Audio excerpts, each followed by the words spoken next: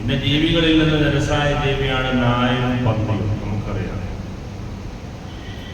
നജസാണ് എന്ന് മാത്രമല്ല, നജസിന്റെ വിഷയത്തിൽ വലിയ ഗൗരവമുള്ള വിഷയമാണ് നായയും പന്നിയും. കേവലം മൂത്രമോ കാഷ്ടമോ നമ്മുടെ വസ്ത്രത്തിലോ ശരീരത്തിലോ ഒക്കെ ആയാൽ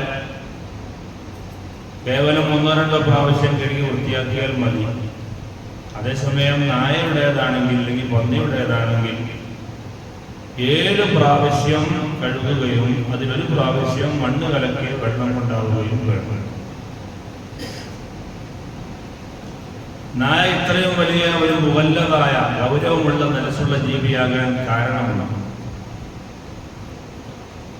അല്ലാഹു തആല ആദം നബി അലൈഹിസ്സലാമിനെ സൃഷ്ടിക്കാൻ വേണ്ടി മലക്കുകളോട് സമ്മതം ചോദിച്ചപ്പോൾ മലക്കുകളിൽ നിന്ന് മലക്കുകളുടെ ഭാഗമായി ജീവിച്ചിരുന്ന അവരുടെ ഉസ്താദായി വിചാരിച്ചിരുന്ന ഇബ്ലീസ് ലഅനത്തുല്ലാഹി അലൈഹി അഭിപ്രായം പറഞ്ഞു, പടച്ചോനെ, നിനക്ക് ഇബാദത്ത് ചെയ്യാനും ദിക്ർ ചൊല്ലാനും നിന്നെ സ്മരിക്കാനൊക്കെ ഞങ്ങളുണ്ടല്ലോ, പിന്നെ എന്തിനാണ് ഇവിടെ രക്തച്ചൊരിച്ചിലും അനൈക്യവും ചിത്രതയും ബഹളവും പ്രശ്നവും ഉണ്ടാക്കുന്ന ഒരു വിഭാഗം സൃഷ്ടിക്കുന്നത്? ഇപ്പൊ സൃഷ്ടിക്കുന്നതിന് മുമ്പ് തന്നെ ഇബ്ലീസ് അങ്ങനെ ചോദിക്കാനുള്ള കാരണം എന്താ? ഭൂതവർഗങ്ങൾ എന്ന് നമ്മൾ കേട്ടിട്ടുണ്ട്. ഭൂതകാലം എന്ന് പറഞ്ഞാൽ എന്താ? കഴിഞ്ഞ കാലത്തിനാണ് ഭൂതകാലം. എന്നാൽ ഭൂതവർഗം എന്ന് പറയാൻ കാരണം നമുക്ക് മുമ്പുള്ള ആളുകളാണ് ജിന്നുകൾ. ഇപ്പൊ ജിന്നുകൾ ഇവിടെ നേരത്തെ സൃഷ്ടിക്കപ്പെടുകയും അവർ കുറെ കുഴപ്പങ്ങൾ ഉണ്ടാക്കുകയും ചെയ്തപ്പോ അവരെല്ലാം ദ്വീപുകളിലേക്ക് കാട്ടി ഓടിച്ചു എന്നാണ് ശ്രമിച്ചത്. ഏതായിരുന്നാലും ഈ ഒരു അനുഭവം ഉള്ളതുകൊണ്ട് ഇബ്ലീസ് പറഞ്ഞു, പഠിച്ചാൽ ഇവിടെ കുഴപ്പമുണ്ടാക്കുന്ന ആൾക്കാർ എന്തിനാണ് സൃഷ്ടിക്കാൻ കൂടാതെ, നിനക്ക് ചെയ്യേണ്ട കാര്യങ്ങളൊക്കെ ഞങ്ങൾ ചെയ്യുന്നുണ്ടല്ലോ. അല്ലാഹു തആല മുശാവറ ചെയ്തെന്നുള്ളൂ. ഈ ലോകത്തിന്റെ സൃഷ്ടാവായ പടച്ചവന് ഒരു കാര്യം ചെയ്യുകയാണെങ്കിൽ നമ്മളെ പോലത്തെ അന്തംഗങ്ങളോട് സംബന്ധിച്ചിട്ട് ആവശ്യമുണ്ടോ? ഇല്ല. പക്ഷെ അത് മനുഷ്യനെ പഠിപ്പിക്കാൻ വേണ്ടി എന്തൊരു കാര്യം ചെയ്യുമ്പോൾ ഒന്ന് മുശാവറ ചെയ്യണം. അതിന്റെ പ്ലസും മൈനസും അപ്പോഴാണ് അതിൽ നിന്ന് ഉൾത്തിരിഞ്ഞ് വരിക. നമ്മുടെ ഒരു കാര്യം നടപ്പിലാക്കാൻ തീരുമാനിക്കുമ്പോൾ അതൊരു 4 ആളുടെ മുമ്പിൽ ചർച്ചക്കിട്ടാൽ സ്വാഭാവികമായും അതിന്റെ നാനാവശങ്ങൾ നമ്മുടെ ബുദ്ധിയിൽ ഉൾക്കൊള്ളാത്തതെല്ലാം ആ ചർച്ചയുമായി കടന്നു വരിക സദസ്സിൽ. അപ്പൊ അദ്ദേഹത്തിന് അത് വേണോ വേണ്ടെന്ന് തീരുമാനിക്കാനുള്ള ചോയ്സ്. അതുകൊണ്ട് എന്തൊരു കാര്യവും മുശാവറ ചെയ്തിട്ടേ ചെയ്യാവൂ എന്നാണ് ഈ സംഭവത്തിലൂടെ അല്ലാഹു തആല നമ്മെ പഠിപ്പിക്കുന്നത്. ഏതായിരുന്നാലും അല്ലാഹു തആല ആദമിനെ സൃഷ്ടിച്ചു. കേവലം ഒരു ഡെഡ് ബോഡിയായി ആത്മാവ് ഊതാത്ത ആദം നബി അലൈഹിസ്സലാമിനെ സ്വർഗ്ഗത്തിൽ അല്ലാഹു തആല സൃഷ്ടിച്ച് ഇങ്ങനെ കിടത്തിയിരിക്കുകയാണ്. അപ്പൊ ഇബ്ലീസ് അന്ന് മലക്കുകളുടെ ഉസ്താദായി. അപ്പൊ ആ ക്ലാസ് കഴിഞ്ഞിട്ട് ഇങ്ങനെ തിരിച്ചു പോകുമ്പോ ആദം നബി ഇങ്ങനെ കിടക്കുന്ന രംഗമാണ്. ആത്മാവില്ലാത്ത ജഡമാണ്. നേരത്തെ തന്നെ ഇബ്ലീസിന് വലിയ പരാതിയുണ്ട്. അതുകൊണ്ട് ഈ ബോഡിയും കൂടി കണ്ടപ്പോൾ പിന്നെ കാർക്കിച്ച് തുപ്പിപ്പോയി എന്നാണ് ആദം നബി അലൈഹിസ്സലാമിന്റെ ശരീരത്തിൽ.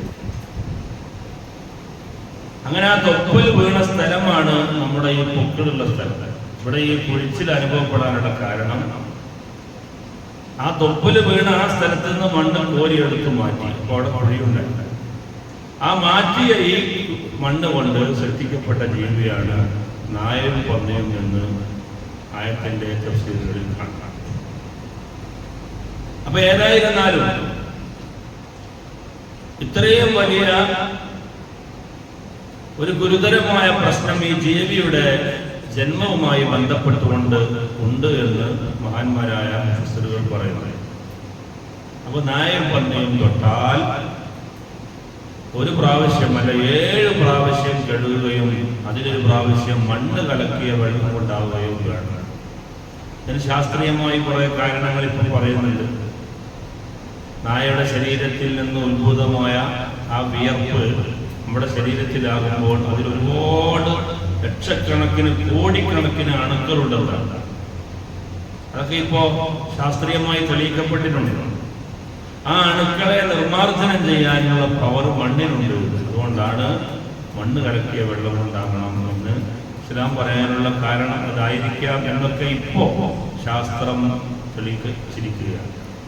ഏതായിരുന്നാലും ഈ നായ തൊടുന്ന് പറയുമ്പോൾ കാര്യം ശ്രദ്ധിക്കുന്നുണ്ടോ? നായ തൊട്ടെന്ന് വിചാരിച്ചുകൊണ്ട് കഴുകണമെന്നില്ല. ഒന്നിരിക്കെ നായക്ക് നനവ് വേണം, അല്ലെങ്കിൽ തൊടുന്ന നമുക്ക് നനവ് വേണം. നനവില്ലാത്ത അവസ്ഥയിൽ നായ തൊട്ട് എന്നതുകൊണ്ട് കഴുകൽ നിർബന്ധമില്ല. നനവ് വേണം, അപ്പോഴാണ് കഴുകൽ നിർബന്ധമാവുക. നമ്മുടെ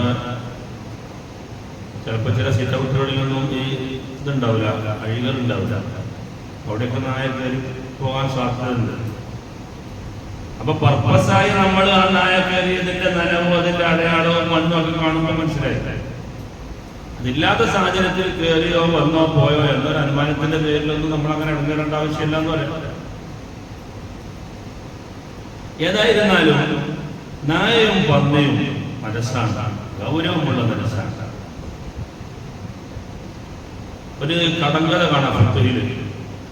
ഇഖ്നായ എന്ന് പറയുന്ന ഒരു കിതാബിൽ ഈ കടങ്കഥ ഉദ്ധരിക്കപ്പെടുന്നുണ്ട്. ഒരാൾ 1000 പ്രാവശ്യം ജനാബത്തിന്റെ നിയ്യത്ത് വെച്ച് കുളിച്ചിട്ടും അയാളുടെ ജനാബത്ത് വരുന്നില്ല. അതിന്റെ കാരണം എന്താണ്? വലിയ ശുദ്ധിയായി ഉയർത്തുന്നു എന്ന് പറഞ്ഞു കഴിഞ്ഞാൽ നിയ്യത്ത് വെച്ച് 1000 വട്ടം മുങ്ങുന്നുണ്ട്, പക്ഷെ എന്നിട്ടും അയാളെ ജനാബത്ത് വരുന്നില്ല. അതിന്റെ കാരണം അദ്ദേഹം നായയെ തൊട്ടതിന്റെ നനസ് അദ്ദേഹത്തിന്റെ ശരീരത്തിലുണ്ട്. അത് മണ്ണ് കലക്കിയ വെള്ളം കൊണ്ടും കൂടി കഴുകുമ്പോഴല്ലേ വൃത്തിയാവുള്ളൂ. അത് കഴുകാത്തതിന്റെ പേരിൽ അയാൾ 1000 വട്ടമല്ല 10000 വട്ടം കുടിച്ചിട്ടും കാര്യമില്ല, ജനാബത്ത് ചേരില്ല. ജനാബത്ത് ചേരണമെങ്കിൽ അതിന്റെ മുമ്പ് നനസിനെ കളയണം. അപ്പൊ ഞാനത് പറഞ്ഞുകൊണ്ട് വന്നതാണ് എന്റെ ഗൗരവത്തെ സൂചിപ്പിക്കാൻ വേണ്ടി. ഏതായിരുന്നാലും നായയും പന്നയും നരസാണ്, ഗൗരവമുള്ള നരസാണ്.